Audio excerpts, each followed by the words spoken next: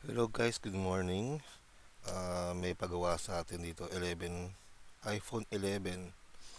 Ang problema nito is eto siya. Sira ang LCD, nabagsak. So, magpapalit tayo ng bagong LCD. Ito siya. So, simulan na natin pagbaklas. Unang yung gagawin, i-turn off muna itong iPhone 11, siyempre, di ba?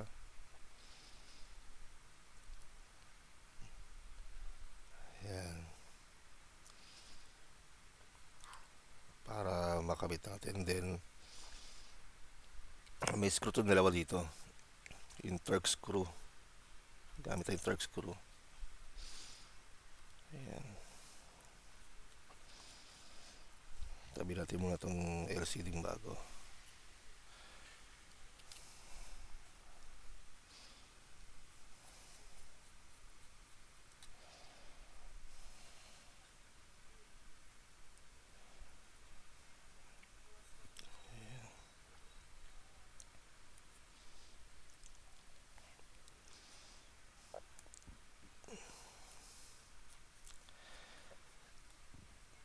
Yan.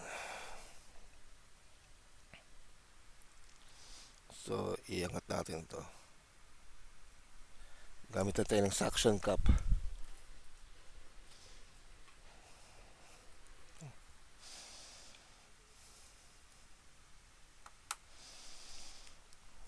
Angat natin.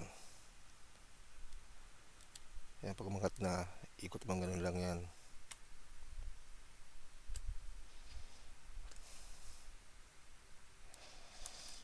Kuko na ginamit ko, wala akong pick. Pero pwede rin tayo gumamit ng smudge, spatula. Ito.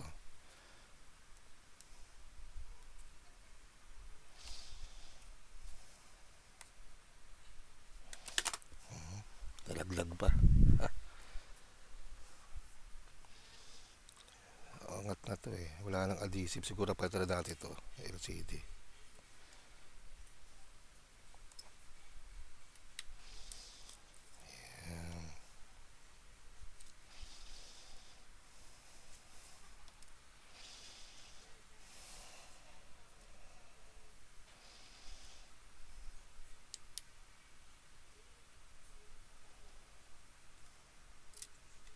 Ayan siya.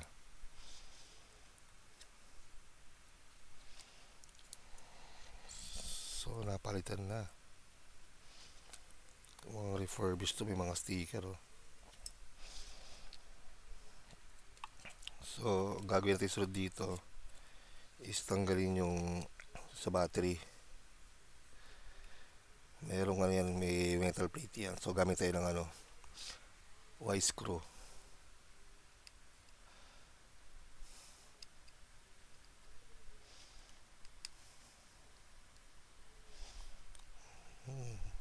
Hindi pa kasya.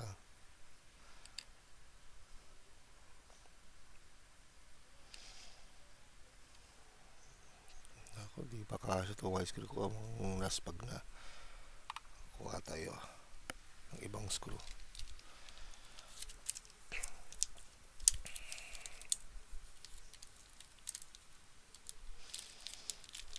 Mas matulis.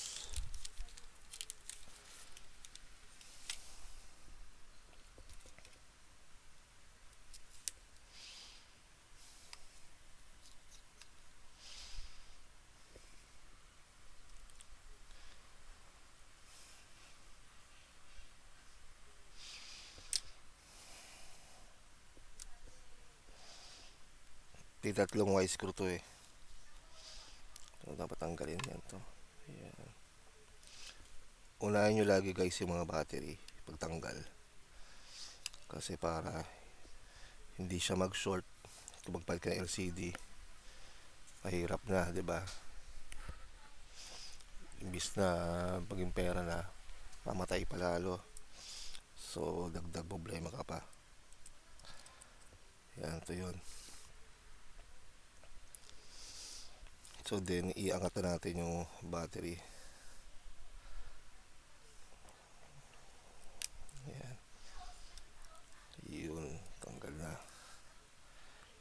So sa susunod naman, itong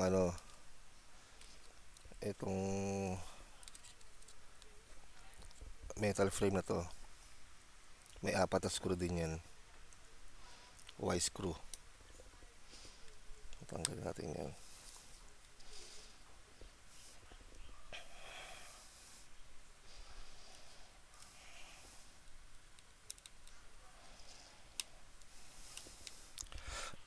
Excuse me.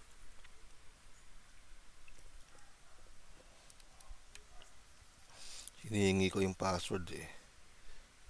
Hindi pa na ibibigay sa akin, hindi pa na may message. Ayan. Para matest sana yung yung screen, yung loob mismo. Pero pwede naman din. Yung mga test mga minor testing lang.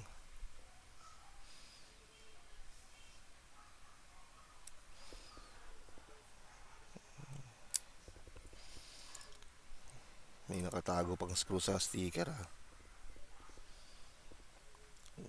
Warranty siguro to. Meron nga.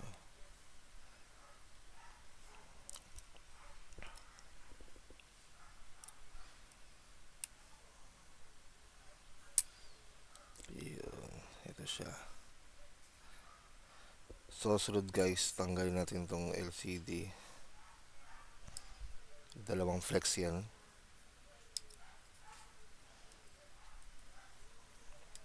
Yan. Tsaka dito sa sensor sa earpiece.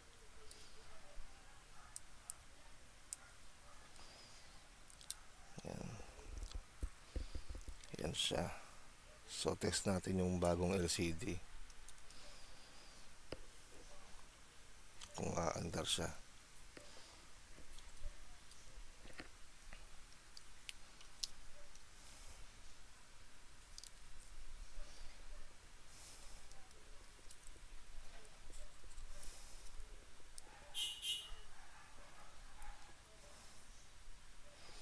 Ingat-ingat lang sa pagkabit, huwag nyo pilitin ha.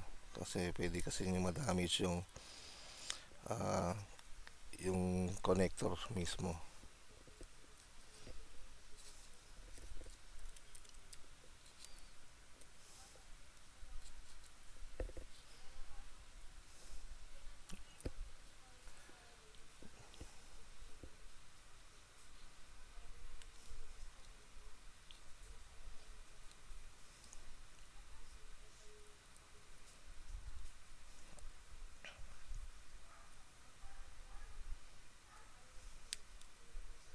Ayan.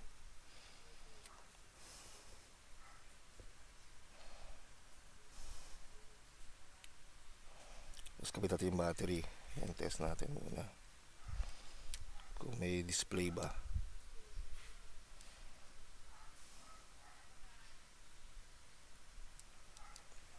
Yun, may display naman.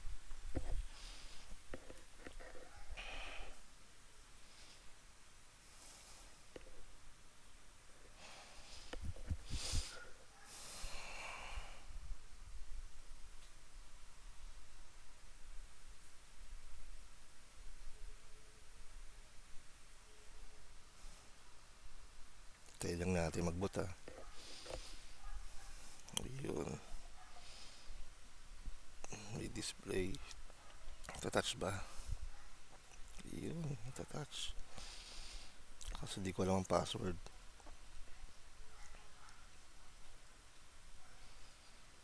Okay, nagana naman. So patayin natin ulit to.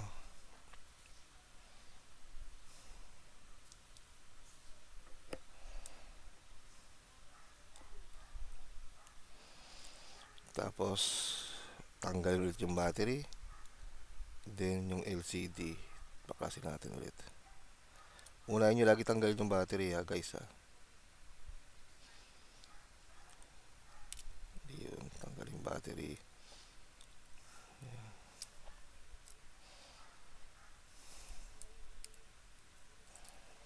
Yan. So itabi natin muna to, itong unit.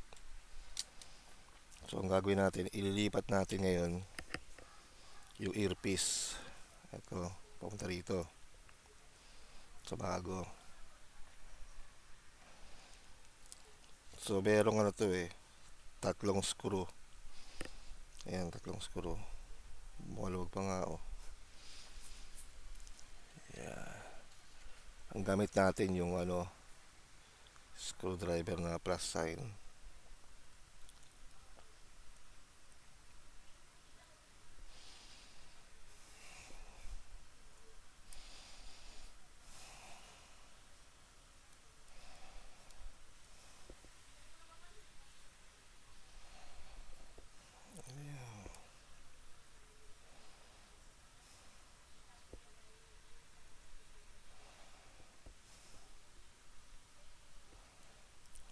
Tanggalin natin yan. Yan. Itong luma, tabi. Pwede natin hingin sa customer yan para may pan-testing tayo sa mga repairs. Ayan, kasi pwede pa siya kung tutusin pwede mo siya pan-test. Ayan. Tanggal natin muna pala itong plastic, ang pangit tingnan.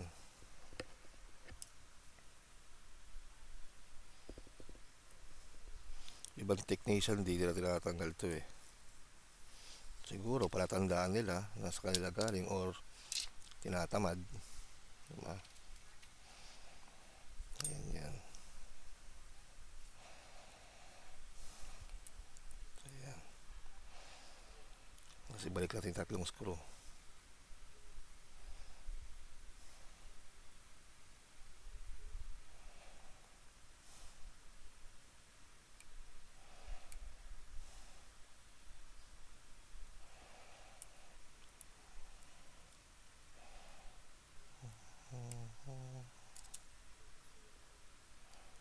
Buti na magnetic, kundi tumalsik yun yung screw. Ingat-ingat kayo guys sa bagay na katulad ng mga ganyang senaryo. Delikado.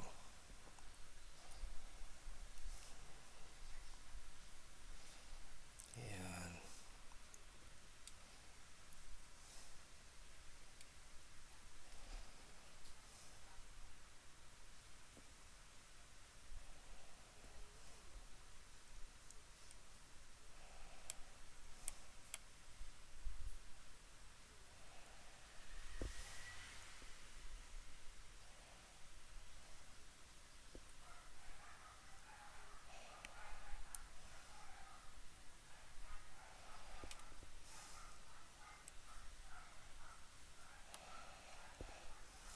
Ayan. So, pwede na natin ikabit ulit to.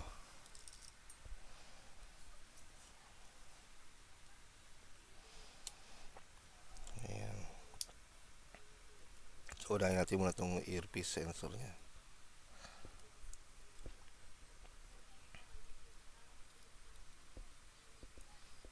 Dahan-dahan sa pagkabit guys huwag nyo pilitin pag di sumaksok maigi kasi pwede masira yung connector, lalo tayo mapapaproblema dyan, lalaki babayaran natin, abonado pa tayo. Tapos yung LCD connector na tayo kakabit natin. Ayan. So wag natin muna kabit yung battery.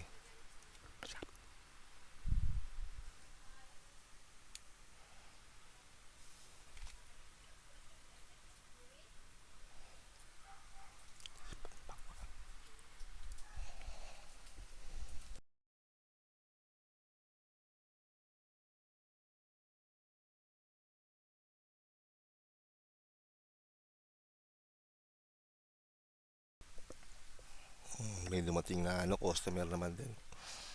Sabi ko sakit lang, nagbibideo ako. Papagawa naman nun is iPhone 7 palit battery. So huwag natin muna kapit yung guys yung yung battery Ikabit natin muna yung ano, yung plate mismo.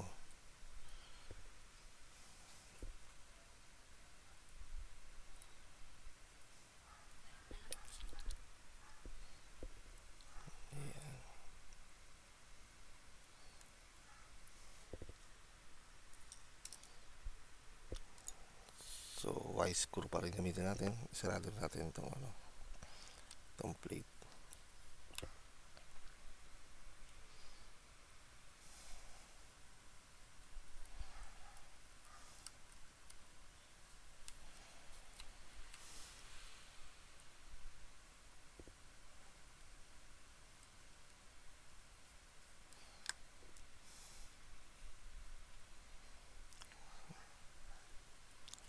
Sa mga gusto mag DIY, lakas loob lang pero dapat ah, konting ingat din.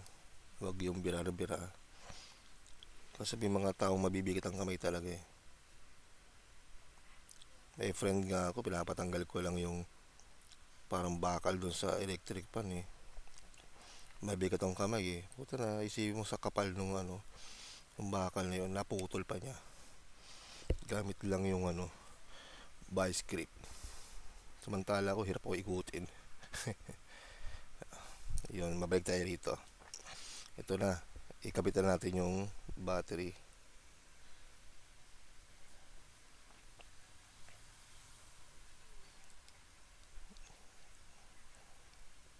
Dahan-dahan lang ha.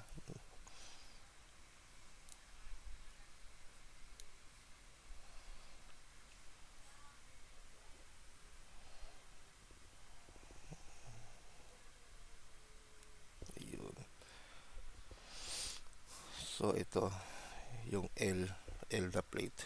Balik na natin yan, takip sa battery terminal yan eh.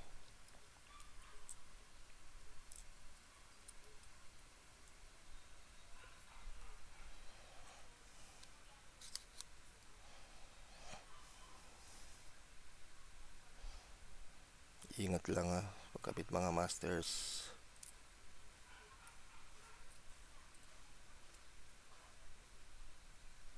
Yan.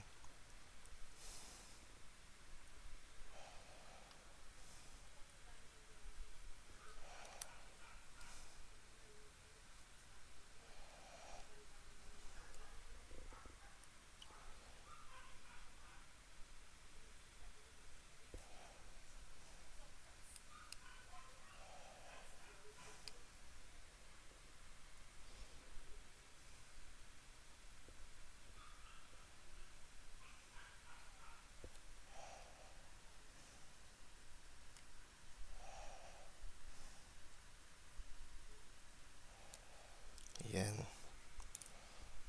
Pwede natin sarado na.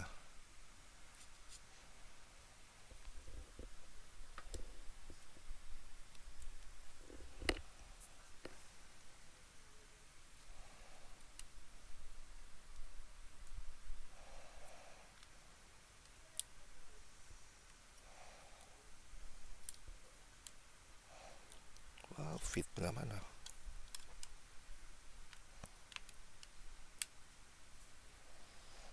Yan, last bago natin tornilyo, paanda rin natin muna yung huling dalawang tornilyo.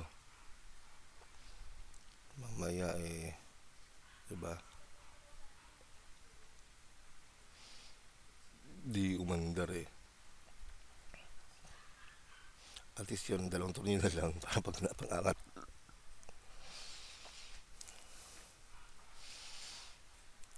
Yun. Diba? Gumagana na guys. Hingin ko na lang password dito mamaya para matest. Ayan. Pero sureball na ako rito. Konti na lang nga dito na yung pagpalit natin ng LCD wala naging problema. Success naman tayo. Huwag niyo kakalimutan to ha, kasi sakit ng may ibang technician to eh. Kinakalimutan yan eh. Kabit. kasi nagmamadali, maraming customer. Pero huwag nyo laging kakalimutan yan. May mga customer kasi masiselan. Yun. Kung bago ka lang sa akin channel, paki-hit yung notification bell tsaka paki-click yung subscribe para updated kayo sa mga susunod ko mga videos. Yan. So, okay na siya. Ayan. Pwede na magamit ng customer to.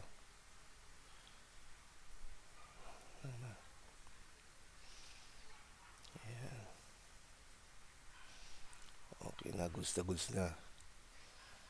So, hanggang dito lang po. Salamat.